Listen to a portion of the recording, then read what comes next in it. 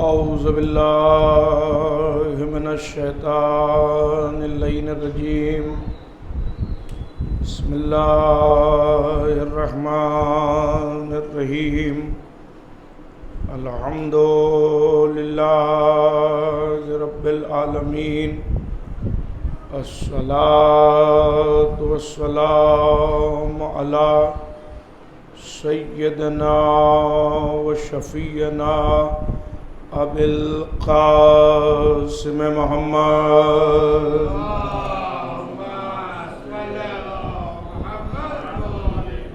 واہل بیتہ الطیبین الطاہرین ولعنۃ اللہ علی اعدائہم اجمعین من یومنا ھذا الی قیام یوم الدین اما بعد فقد قال اللہ سبحانہ تبارک و تعالی فی کتابہ المبین وہو اصدق الصادقین هو الذی بعث فی الأمین رسولا منہم یتلو علیہم آیاتہ ویزکیہم وَيُعَلِّمُهُمُ الْكِتَابَ وَالْحِكْمَةَ وَإِنْ كَانُوا مِنْ قَبْلُ لَفِي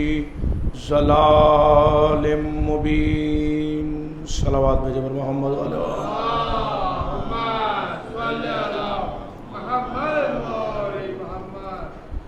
برادران ایمانی، عاشقان محمد و آل محمد علیہ السلام، مسلسل 3 روز سے آپ کی خدمت عالیہ میں شان رسول قرآن کے آئینے میں اس عنوان کے تحت گفتگو جاری و ساری ہے۔ آج چوتھی تقریر آپ کے ہدیہ سماعت ہے۔ میں نے مسلسل یہ عرض کرنے کی کوشش کی کہ دنیا اس وقت تک رسول کی شان کو نہیں سمجھ سکتی جب تک وہ در اہل بیت پر نہ آ جائے، اس لیے کہ دنیا والے نہیں بتائیں گے کہ رسول کیا ہیں، بلکہ جہاں سے رسول آئے ہیں وہیں والے بتائیں گے کہ رسول کیا ہے۔ بھئی جو جہاں کا ہوتا ہے وہیں والے بتاتے ہیں، لہذا اب اللہ نے اس رسول کو ہماری ہدایت کے لیے بھیجا، اور اس کی شان یہ ہے کہ اسے سب سے پہلے بنایا، جس نے خود بتایا کہ اولو ما خلق اللہ نوری، اللہ نے سب سے پہلے میرے نور کو خلق کیا۔ تو جب بنایا سب سے پہلے تھا تو پھر بھیجا کیوں نہیں سب سے پہلے؟ اور جب سب سے پہلے بنایا تھا تو پھر سب سے پہلے دنیا میں بھیجنا بھی چاہیے تھا۔ تو شاید آواز مشیت آئے کہ اسے ہم نے انبیاء کے لیے فخر بنایا، اسے فخر انبیاء بنایا ہے، لہذا میں پہلے دنیا کو سازگار کر لوں تب اپنے محمد کو بھیجوں گا۔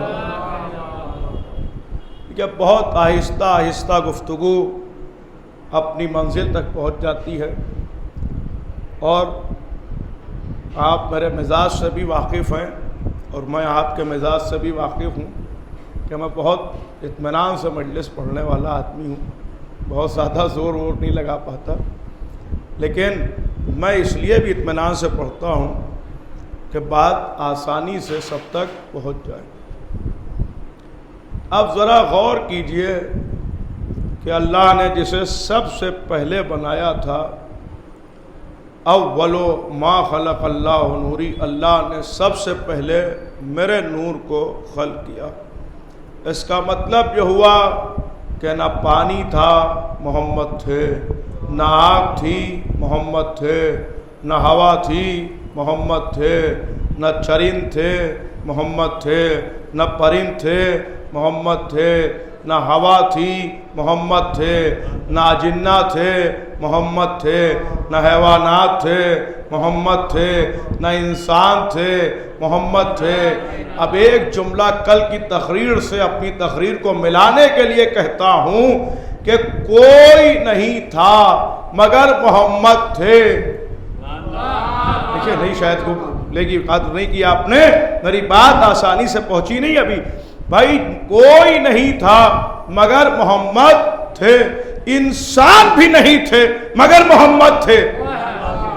اب ایک جملہ کہہ کے تقریر سے تقریر کو ملاؤں، محمد تھے مگر کوئی انسان نہیں تھا۔ اب وہی انسان کہہ رہا ہے کہ محمد ہمارے جیسے ہیں۔ ایک صلوات پڑھے محمد وآل محمد۔ آپ نے غور کیا کہ نہیں کیا؟ کچھ بھی نہیں تھا لیکن ہمارے حضور کی ذات گرامی موجود تھی۔ کوئی نہیں تھا، کچھ بھی نہیں تھا، یہ لفظ کچھ بھی نہیں تھا، میرا نبی تھا۔ تو کیا ایک بات عام طور سے کہی جاتی ہے کہ ان کا نور تھا۔ دیکھیں یہ بھی ہمارے لفظوں کی مجبوری ہے کہ ہم یہ کہتے ہیں کہ ان کو نور سے اللہ نے بنایا، وہ نور سے نہیں بنے۔ دیکھیں ایک فکر رکھ رہا ہوں آپ کے سامنے، اگر یہ مان لیا جائے کہ نور سے ہیں تو نور پہلے ہوگا، یہ بعد میں ہوں گے، اس کا مطلب یہ ہوا کہ یہ نور سے نہیں پیدا ہوئے بلکہ نور ان کے سبب ہے۔ بھائی سنیے توجہ کے ساتھ، آپ جو میں حدیث پڑھنے جا رہا ہوں ایمان میں اضافہ ہو جائے گا۔ یہ نور سے نہیں ہے بلکہ نور ان سے ہے، اسی لیے صادق آل محمد امام جعفر صادق علیہ السلام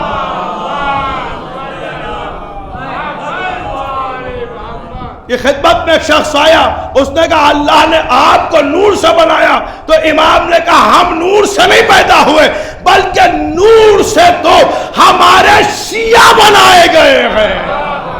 ایک صلوات پڑھے محمد وآل محمد۔ ہماری ولایت کے نور سے،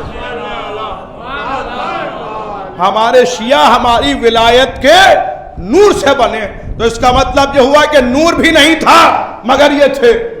نور بھی میرے محمد کا صدقہ ہے، دیکھیں نور بھی میرے نبی کا صدقہ ہے۔ کچھ بھی نہیں تھا، بالکل اطمینان سے جملہ سنیے گا، کچھ بھی نہیں تھا، کچھ بھی نہیں تھا، بس وہ ایک تھا۔ دیکھیں دوسرا جملہ سنبھالیے گا، کچھ بھی نہیں تھا مگر وہ ایک تھا اور 14 کا خاندان تھا۔ وہ ایک تھا اور 14 کا خاندان تھا۔ جب انہوں نے سجدہ کیا تو معلوم ہوا کہ کوئی معبود ہے، جب انہوں نے سجدہ کیا تو معلوم ہوا کہ کوئی مسجود ہے،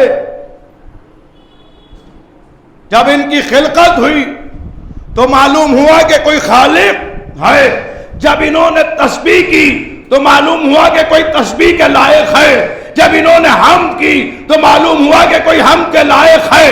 اس کا مطلب یہ ہوا کہ یہ جو عمل انجام دیتے گئے وہ اللہ کی صفتیں بنتی گئیں۔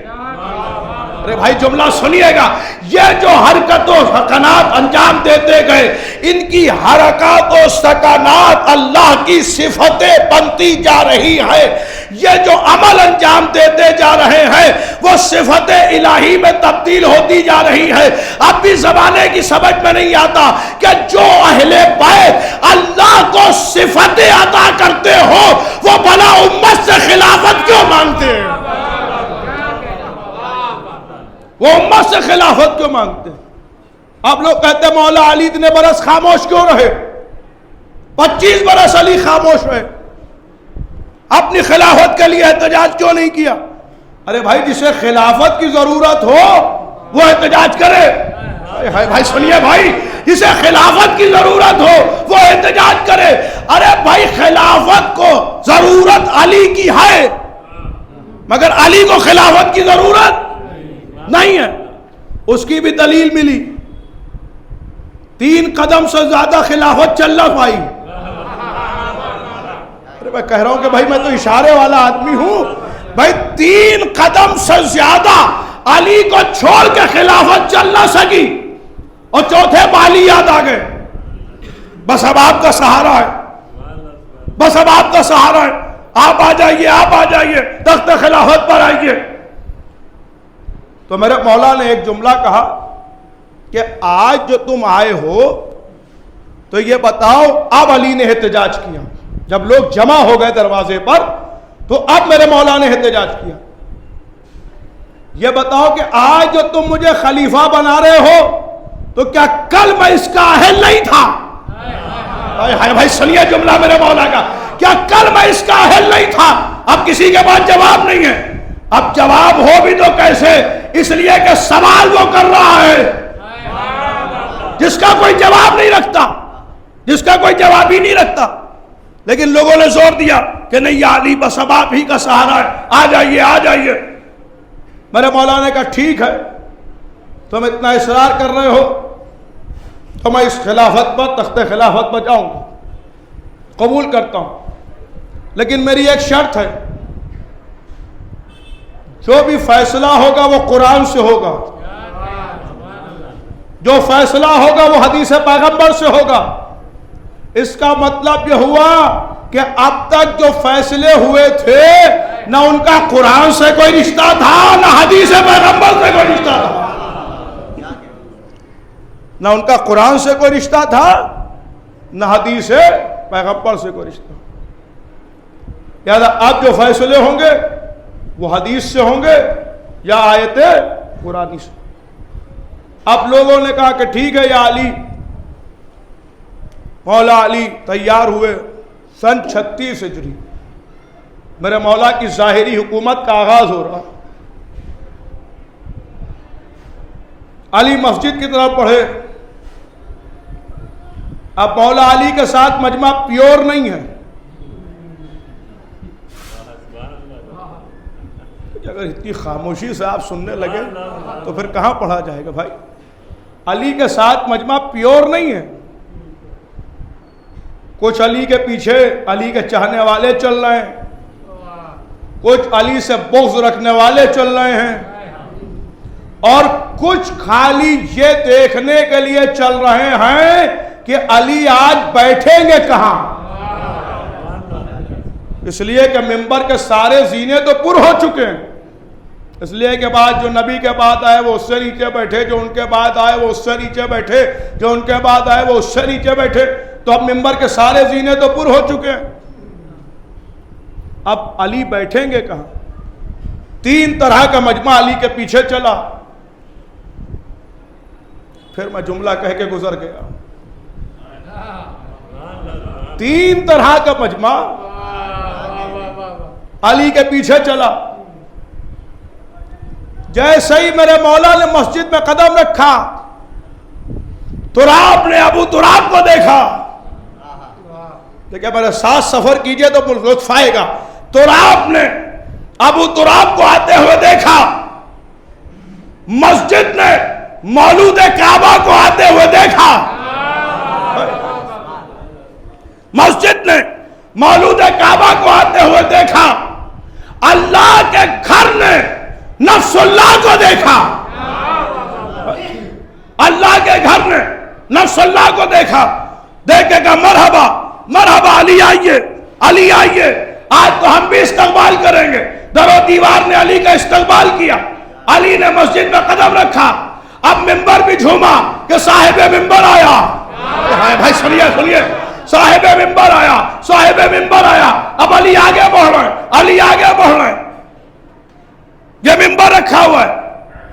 اب لوگ انتظار میں کہ علی کہاں بیٹھیں گے. میرے مولا نے پہلے سینے پہ قدم رکھا,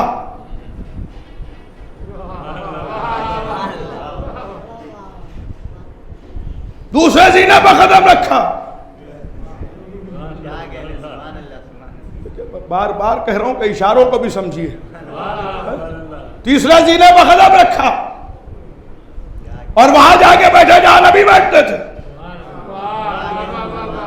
وہاں بیٹھے جہاں نبی بیٹھتے تھے, اور اپنے قدم وہاں رکھے جہاں نبی قدم رکھتے تھے. بھائی سنیے, جملہ سنیے, وہاں قدم رکھے جہاں نبی قدم رکھتے تھے. اب جو لوگ ان کے پیچھے پیچھے آئے تھے یہ دیکھنے کہ علی بیٹھیں گے کہاں, ان سے برداشت نہیں ہوا. انہوں نے اٹھ کے کہا یا علی یہ کیا کیا آپ نے, یہ کیا کیا, یہاں تو نبی کے قدم آتے تھے, آپ نے تو وہاں قدم رکھ دیا جہاں نبی قدم رکھتے تھے. میرے مولا نے کہا تو اتنے ہی پہ مرا جا رہا ہے, یہ قدم تو نبی کے دوست تک جا چکے ہیں. بھائی ذرا سمجھدار ہوئے, تو اتنے ہی پہ مرا جا رہا ہے, یہ قدم تو نبی کے دوست پر جا چکے ہیں. جہاں ایک طرف لکھا تھا لا الہ الا اللہ, ایک طرف لکھا تھا محمد رسول اللہ, کیا منظر تھا بیچ میں علی ولی اللہ. یا ایک طرف لا الہ الا اللہ, ایک طرف محمد رسول, اور بیچ میں علی ولی. اب ایک جملہ بالکل اطمینان سے کہہ دوں, کیا لکھا تھا, ایک طرف لا الہ الا اللہ, ایک طرف محمد رسول اللہ. جو لا الہ الا اللہ اور محمد رسول اللہ کو بلا فصل کرتے اسی کو علی ولی اللہ کہتے ہیں. بھائی نہیں غور کیا آپ نے, جو ان دونوں کو ملا اسے علی ولی اللہ. آپ نبی کے دوش پر قدم رکھے.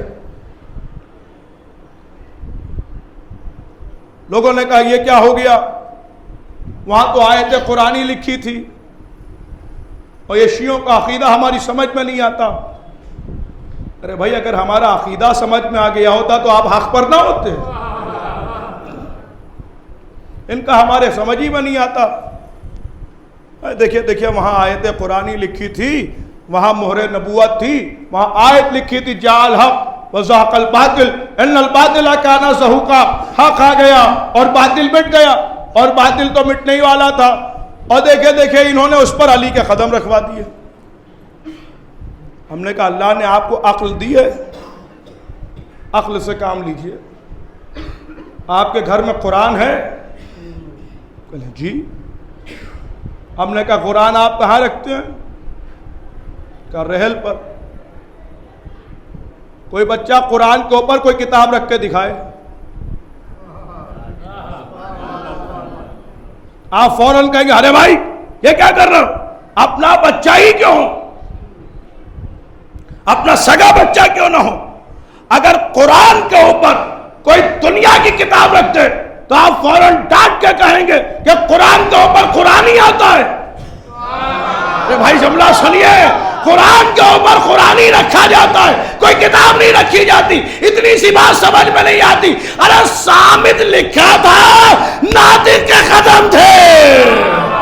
صلوات بر محمد و آل محمد.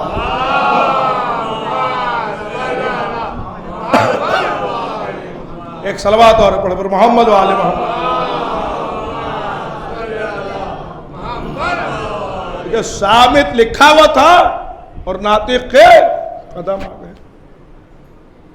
آپ کر کیا رہے تھے؟ علی کا بتوں کو توڑ رہے تھے. جو اللہ کے گھر پر قابض تھے انہیں نکال رہے تھے. یہ چھوٹا گرا, یہ بڑا گرا, یہ منجلا گرا. اب جب سب گرے تو پھر استاد گرے تو پھر شاگردوں کی باری آئی. 313 بت رکھے ہوئے تھے, ایک ایک کو گرایا علی نے. یہ گرے وہ گرے وہ گرے وہ گرے وہ گرے، علی کے سامنے کوئی ٹھہرتا ہی کہاں ہے، جو آ جاتا ہے خط۔ اب وہاں مولا علی نے قدم رکھے، مولا علی نے قدم رکھے۔ کہ سنیے عزیزوں، وہاں مولا علی نے قدم رکھے۔ جو بات میں عرض کرنے جا رہا ہوں اس کو سنانے کے لیے میں آپ سے کہوں گا کہ ایسی صلوات پڑھیے کہ میں بھی وجد میں آ کے سنا سکوں۔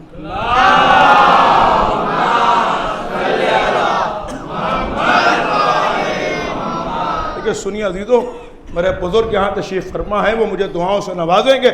میں صرف اپنے بچوں کے لیے اور اپنے بھائیوں کے لیے خطاب کرتا ہوں، اس لیے کہ بزرگ تو صرف مجلسوں میں دعا دینے کے لیے آتے ہیں، اس لیے کہ وہ مجھ سے بہتر خطیبوں کو سن چکے۔ اب سنیے عزیزوں، وہاں تھی مہر نبوت، وہاں کیا رکھا؟ مولا علی نے قدم رکھے، مولا علی نے قدم رکھ دیے۔ لوگوں نے دیکھا اس میں تو مولا علی کی فضیلت اجاگر ہو رہی ہے،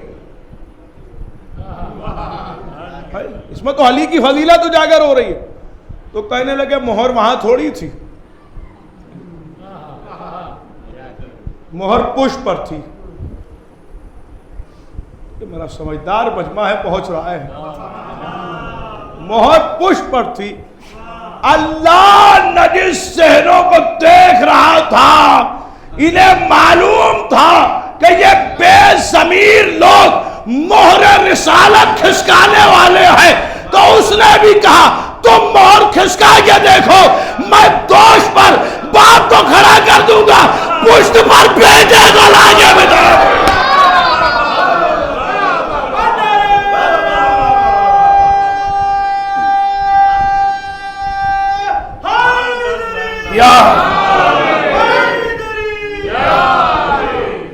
غور کیا؟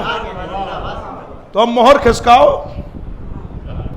میں دوش پر باپ کو کھڑا کر دوں۔ آئیے آگے آ جائیے، آپ کے آگے بیٹھنے سے ان بچوں کو بہت سہارا ملتا ہے۔ صلوات پڑھیے محمد والے محمد۔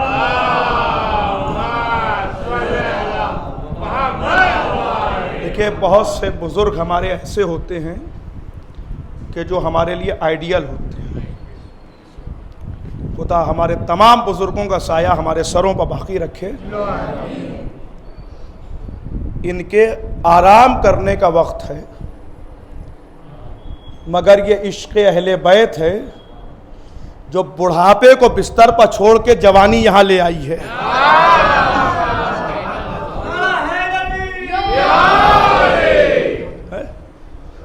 یہاں جو آتا ہے وہ جوان ہو جاتا ہے، اس لیے کہ یہاں جنت کے جوانوں کا تذکرہ ہوتا ہے۔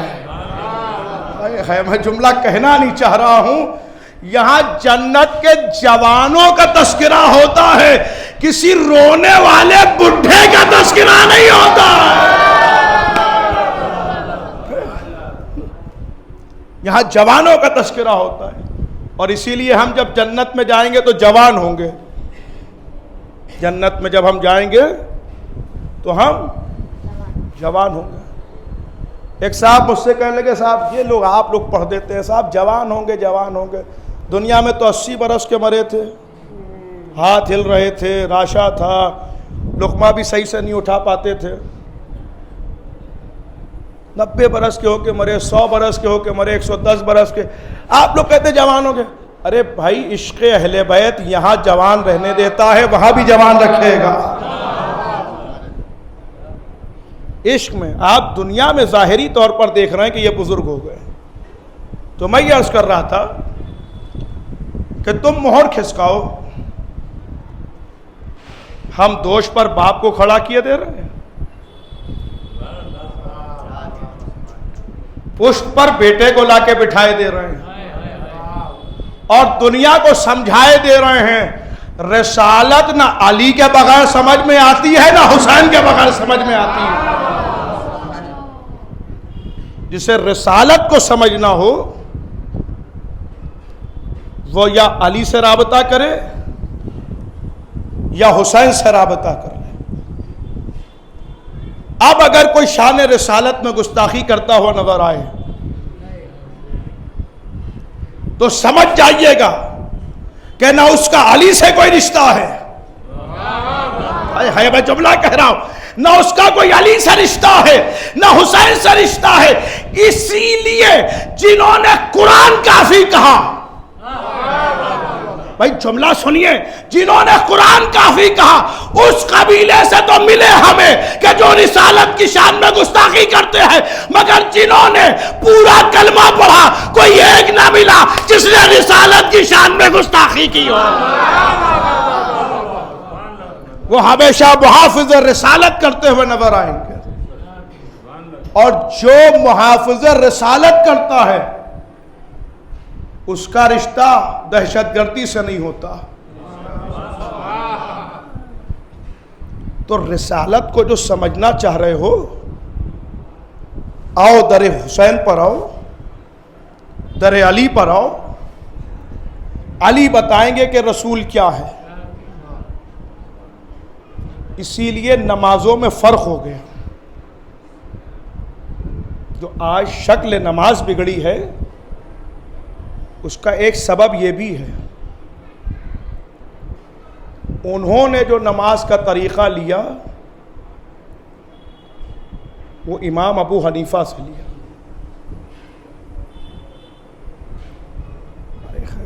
میں کیا کروں، میں مجبور ہوں۔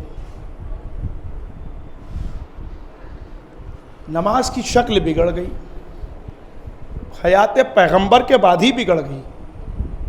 نہ جانے کیسی کیسی نمازیں ہوئیں۔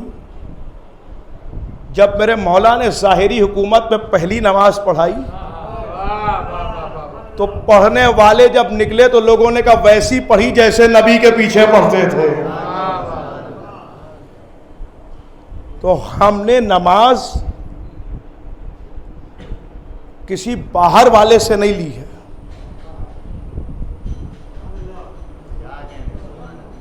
ہم نے نماز کسی باہر والے سے نہیں لی ہے، ہم نے نماز ان سے لی ہے جس نے یا تو نبی کے پہلو میں پڑھی یا نبی کی پشت پر بیٹھ کے پڑھی۔ ہم نے نماز اس سے لی ہے۔ نماز ہم نے کس سے لی ہے؟ جس نے نبی کے پہلو میں پڑھی یا نبی کی پشت پر۔ دو منظر ہیں، نبی نے جہاں طول دیا ہے، ایک رکوع میں ایک سجدے میں۔ رکوع میں طول اس لیے ہے کہ ابھی باپ نہیں آیا ہے، سجدے کا طول اس لیے ہے کہ بیٹا پشت پر بیٹھا ہے۔ جب تک علی نہیں آ گئے رکوع مکمل نہیں ہوا، سجدے میں آ گئے۔ حسین ہزاروں بار کا سنا ہوا واقعہ ہے، آپ کا بچے کو یاد ہے؟ ایک لفظ کے لیے واقعہ پڑھ رہا ہوں۔ یہ نماز ہو رہی ہے، جو ہی قبلہ ہے نا، نماز ہو رہی ہے،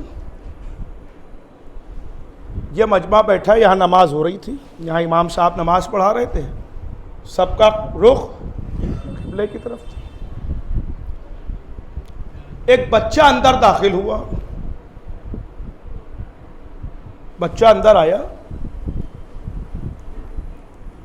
وہی انداز تھا جو باپ کا تھا مسجد میں آنے کا۔ آج پھر مسجد نے بیٹے کا استقبال کیا، مسجد میں آئے، مجمع کو چیرتے ہوئے رسول کے پاس آ گئے۔ قبلے کا رخ ادھر تھا، حسین پشت پر ایسے بیٹھے کہ چہرہ اصحاب کی طرف تھا، پشت قبلے کی طرف، یوں بیٹھے، یہ ہے پشت اور یہ ہے چہرہ۔ اب ہر میدان سے جلدی بھاگنے والے لوگ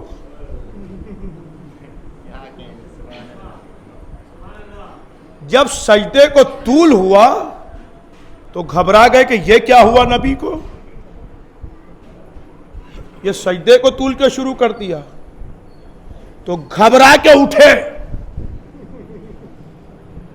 میں اسی انداز میں پڑھوں گا.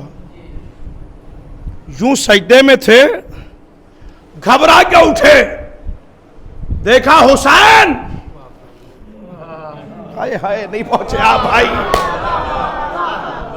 سجدے سے سر اٹھایا حسین، پھر اٹھایا سر، پھر حسین، پھر پہلا سجدہ تو خدا کو تھا.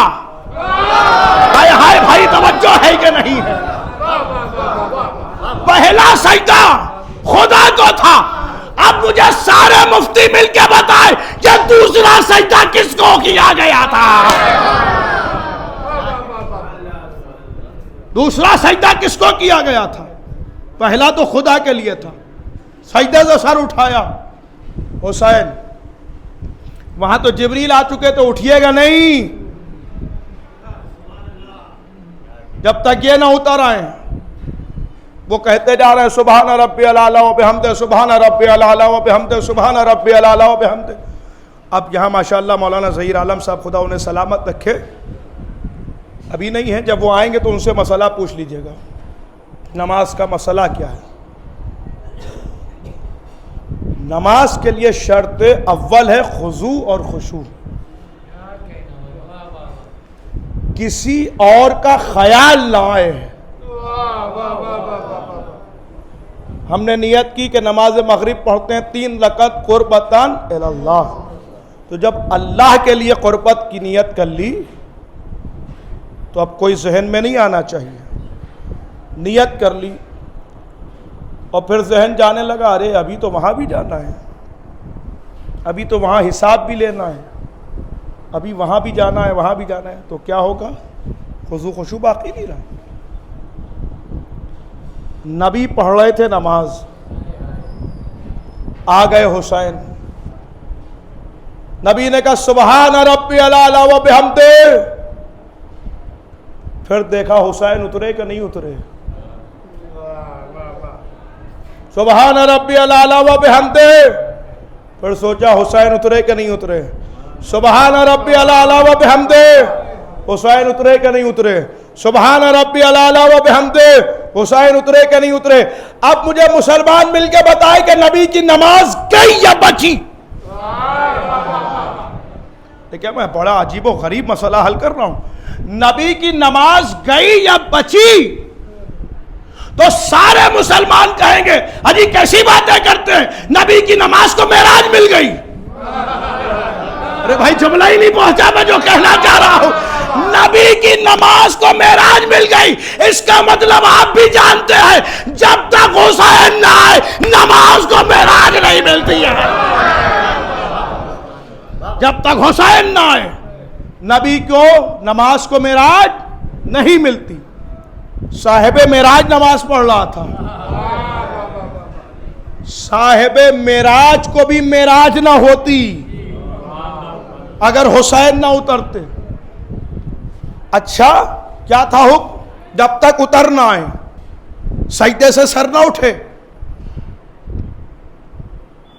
خیال جا رہا ہے بار بار حسین کا. گئی نماز؟ نہیں. کیوں؟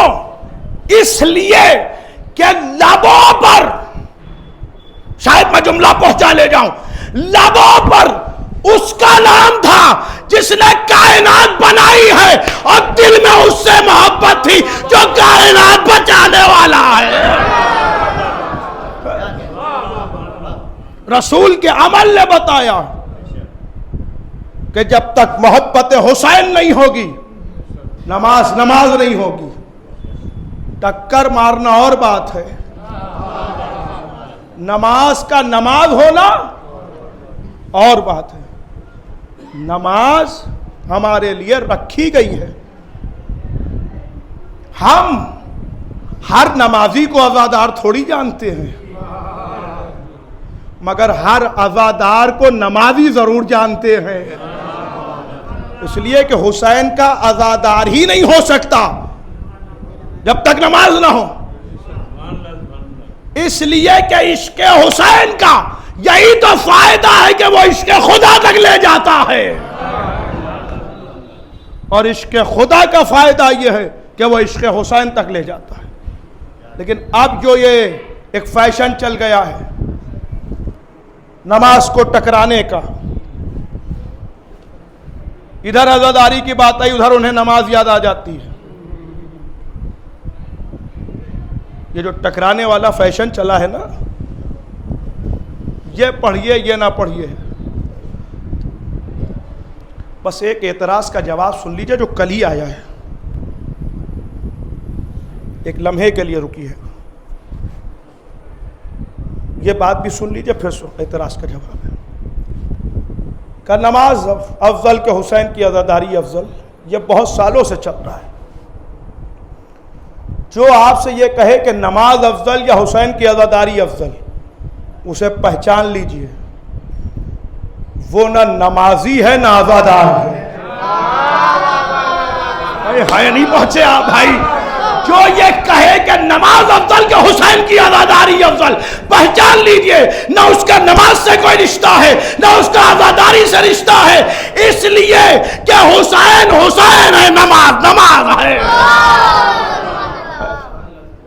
ٹکرانا کیسا؟ اور پھر ایک جملہ شاید میں نے پچھلے عشرے میں کہا تھا اسی منبر سے، پھر کہہ رہا ہوں کہ یہ جو کہا جاتا ہے کہ وہ افضل یا افضل، اور پھر ایک جملہ اور تیزی سے چل رہا ہے، جو 50 منٹ مجلس میں بیٹھتا ہے وہ اگر 5 منٹ مصلی پر نہیں آیا تو اسے مقصد حسین سمجھ میں نہیں آ سکتا۔ تو بھائی سکے کا ایک ہی رخ کیوں بیان کرتے ہیں؟ دوسرا بھی تو بیان کیجئے۔ جو آدمی 50 منٹ مجلس میں بیٹھے اور 5 منٹ مصلی پر نہ جائے، اسے حسین کی مجلس کا کوئی فائدہ نہیں، تو پھر جو 365 دن نماز پڑھے اور 50 منٹ مجلس میں نہ آئے، اسے خدا کا بھی کوئی فائدہ نہیں ہے۔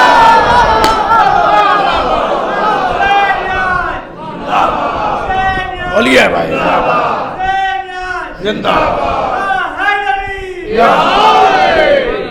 بولے سکینہ علی کلندر علی نعرے حیدری نعرے حیدری۔ نماز اپنی جگہ ہے، حسین کی عزاداری اپنی جگہ ہے، اور پھر میرے بھائیوں نے یہ چھوٹے چھوٹے بچے، خدا ان کو سلامت رکھے اور ان کے والدین کا سایہ ان کے سروں پر باقی رکھے، اس لیے کہ ان کی تربیت اچھی ہوئی ہے تبھی یا علی کہہ رہے ہیں، ورنہ ہر آدمی یا علی تھوڑی کہہ پاتا ہے۔ اس نعرے پر بھی اعتراض ہے، یہی مجھے پڑھنا تھا۔ ماشاءاللہ زائرین کربلا جا رہے ہیں،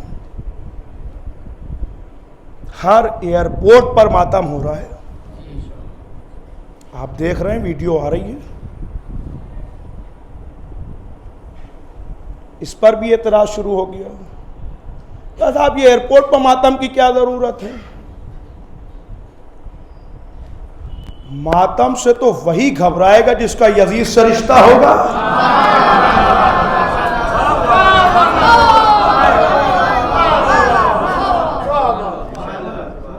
ماتم سے تو وہی گھبرائے گا جس کا یزید سے رشتہ ہوگا۔ یہ ماتم کیے جا رہے ہیں، ایئرپورٹ پر ماتم کر رہے ہیں، ایئرپورٹ پر ماتم کر رہے ہیں۔ میاں ہماری خلقات کا مقصد ہی ماتم ہے۔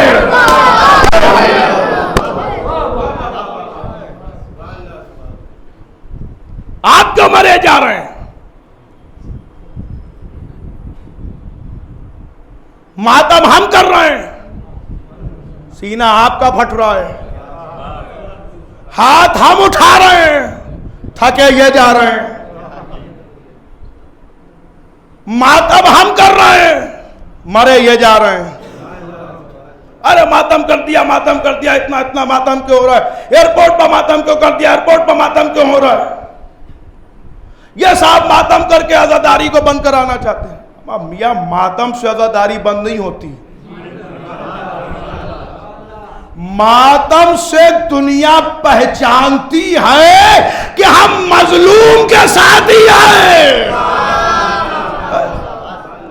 ہم ہر جگہ ماتم کر کے بتاتے ہیں کہ ہم مظلوم کے ساتھی ہیں.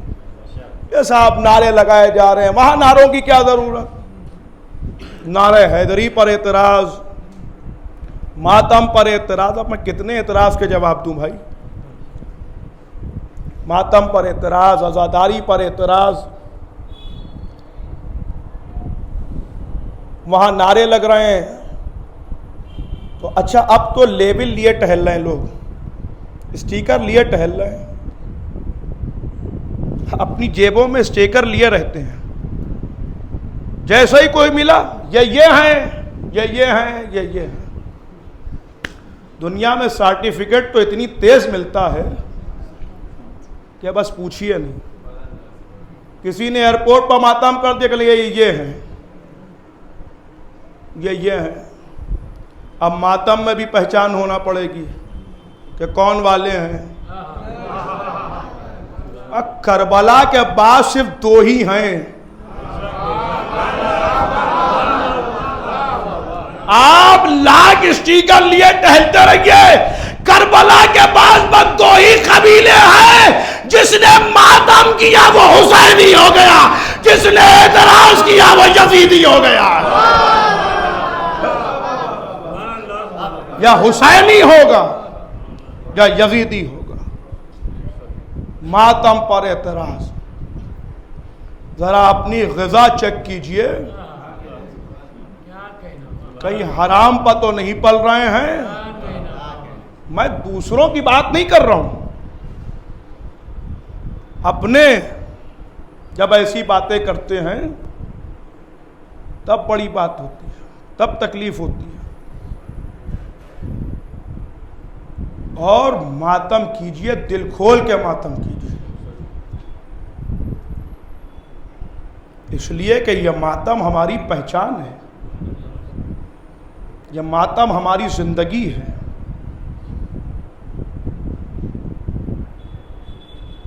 ماتم کیجئے,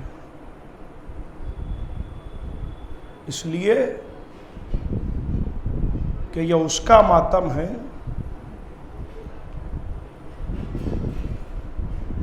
جس کا گھر کربلا میں لوٹ لیا گیا.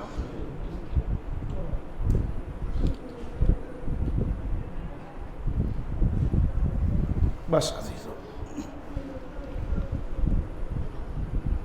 چند جملے ہیں اور مجلس تمام ہونا چاہتی ہے.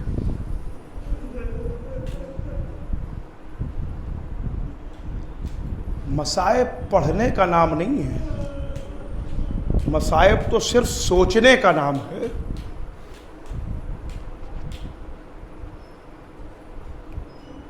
سوچئے خالی اور روئیے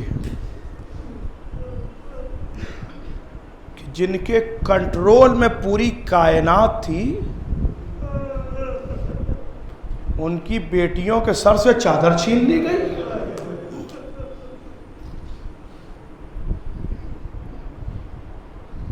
علی کی بیٹی باب السعد پر بیٹھ گئی. پھوپھی آگے بڑھیے, میرے لال رکو, میں اپنے بابا کو تو بلا لوں.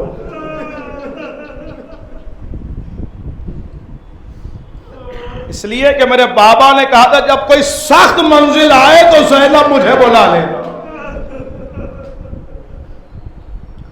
اب زینب کے لیے اس سے بڑا سخت مرحلہ کوئی نہیں ہے جہاں 700 کرسی نشین ہو, شرابی کا دربار اور علی کی بیٹی.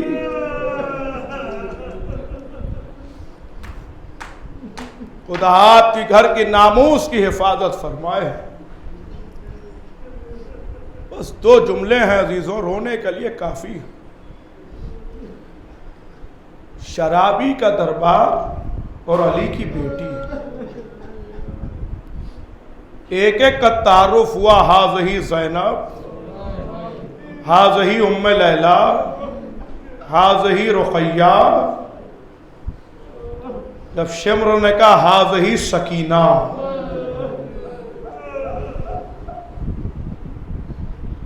تو یزید نے کہا میں سکینہ سے کلام کرنا چاہتا ہوں. اے سکینہ میں نے سنا ہے تمہارا بابا تم سے بہت محبت کرتا تھا. کہا میرا بابا مجھ سے بہت محبت کرتا تھا اور میں بھی اپنے بابا سے بے پناہ محبت کرتی تھی. اتنی محبت کرتی تھی کہ جب تک میرے بابا کا سینہ نہیں ملتا تھا سکینہ کو نیند نہیں آتی تھی.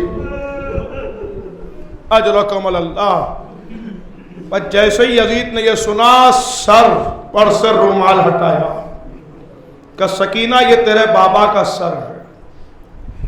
مجھے اس وقت تیری محبت پر یقین آئے گا جب یہ سر اٹھ کے تیری گود میں آ جائے. بی بی نے جلا ہوا دامن پھیلایا. بابا ہماری محبت کا امتحان لیا جا رہا ہے. بابا تاریخ کہتی ہے سر بلند ہوا, بی بی کی گود میں آ گیا. عصر عاشور سے بچھڑی بھی بچی تھی, آج بابا ملا تو منہ پہ منہ رکھ دیا.